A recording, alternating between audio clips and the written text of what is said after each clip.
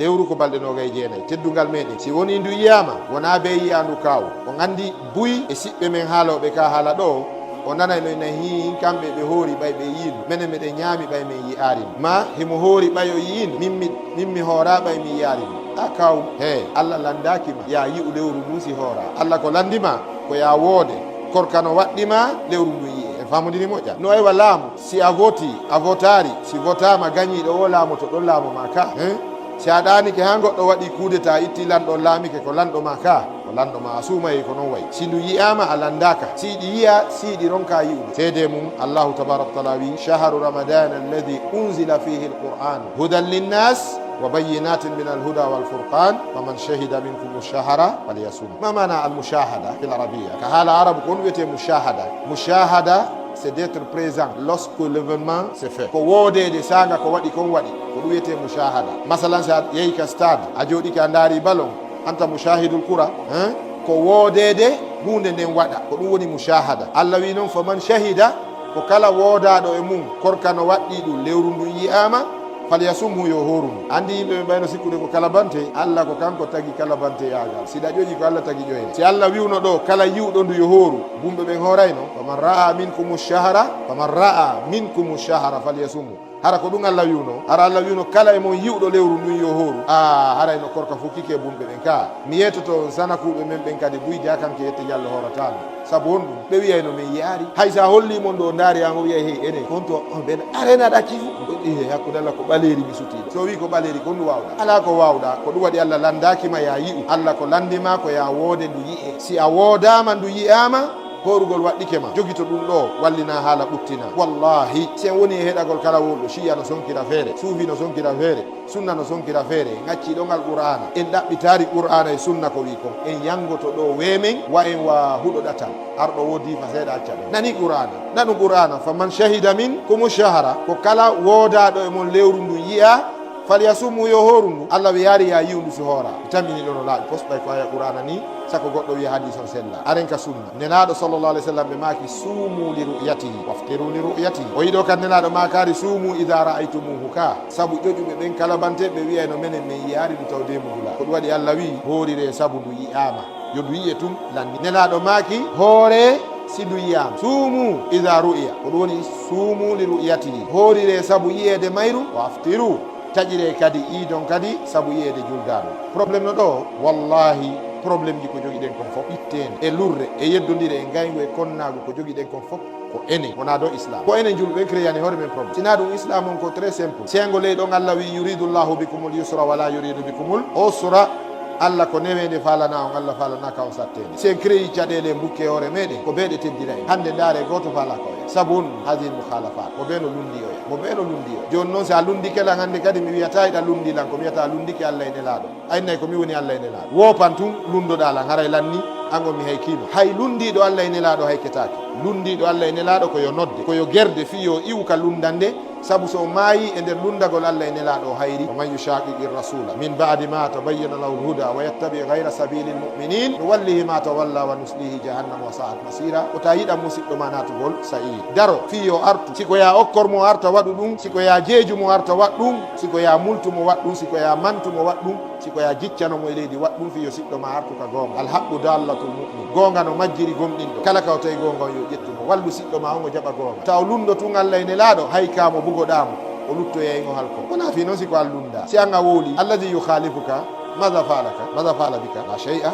lundiɗo mo waɗama fu saabu na woni Allah na woni nelaɗo na woni dina ka kono saabu ɗe lundodire e ɗe ayrule e ɗe yeddodire hande julɓe ɓen ayri la salama wala kala hande kadi hay hiwrodirgol ala hiwrodirde goto tuggata o e haala mana kala luutodirɓe ɓen ɗon ɓe ayri ɓe wonti ennemi farouche ko ɗum waɗi on sikka islam on no avance ude kono ndaare moƴƴa yeƴƴite moƴƴa on taway ko ɓe wiyata kon ko un pas en avant 3 pas derrière ɗe yaade yeeso teppere yaaren ɓawɗe teppe tati lancuru no ɓeydo oten jaɓu créangol hoore men probléme ka dina men qur'ana wi si lewru ndu yiyama hoore karamakoɓe ɓen ari e firugol aya on firoji ɗiɗi woɓɓe karamakoɓe wi yiyede mayru ɗo ko si julɓe siɓɓe moɗon ɓe kafiɗuɗo ñallal yii no jeeya e maɓɓe karamakoɓe malikiyankoɓe men ibnu abdul bar ko riwaya maɓɓe ni wonde si tawi julɓe ɓe kafiduɗon ɓen yii lewru ndu walla shafi'iyankoɓe si tawi julɓe musidɓe moɗon ɓe kafiduɗo ñallal tenen kamon ko tenen ka maɓɓe ɓe yii lewru ndun hoore karama koɓe masahibuji goo e ceernoɓe goo ari wi ibnu hasmi no e nder riwaya on ɓe wi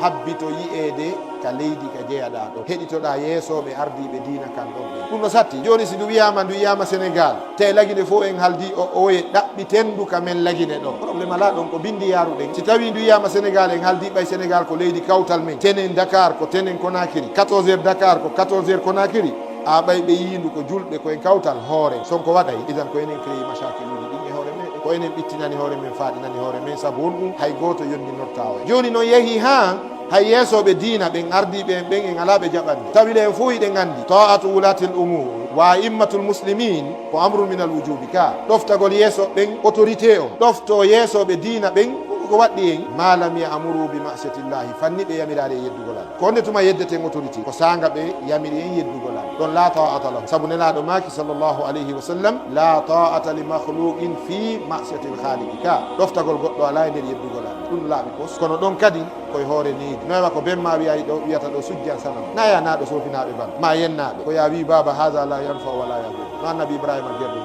haha la yanfa wala yadur se rewi ɗum baba en sujjani ɗum nafata cintu ndiyan saƴinari wetinari jemmare niɓɓinari ñalormare wifinari hendu okkorari en arsike tagari hay leɓum emen Allah baba ko honɗum sujjiranten ɗum la yanfa wala yadurru se gacci ɗon en sujjanari dusana muɗum baba ɗum lorrata en fof nani yewtiraɓe par moral ko wiyete ko moral sensibilisaɓe jogoɗa haqqil kimbil hikma yewtaɓe na ya darto ɓayɓe wi ya sujjan sana mu ƴetta wedu haray a ɗoftiki Allah accugol rewgol goɗɗum kono a ƴaggani Allah piigol baba famonidi ko neɗi waɗete Allah wi odu ila sabili rabbika bil hikmati wal maw'izatil hasana ɗoftagol yeesoɓe ɓen fanniɓe yamirade yeddugol Allah o fiyake jeeɓe waɗɗi la taajjab kasiran en yiye ka leydi men lagine ɗo almamiɓe wiyeteɓe janggo juule he ɓen e amoɓe suware ɓe kooɗa bimbi julde fayda ɓe fotaɓuy on faami goɗɗo hoora Suumayę o yafane bakkatuji makko ɗi o yurmede Allah cippo e makko o rinɗine dande makko ndenga e natugol yiite o winde yimɓe daɗoɓe natugol yiite si julda ndu yiyama tun wiyama ndu yiyama ɓena venez on va organiser une soirée dansante nanaki sans publicité ji ka Facebook ma ka radio ji à l'occasion de la fin du mois saint de ramadan tel jeunesse de tel endroit en retard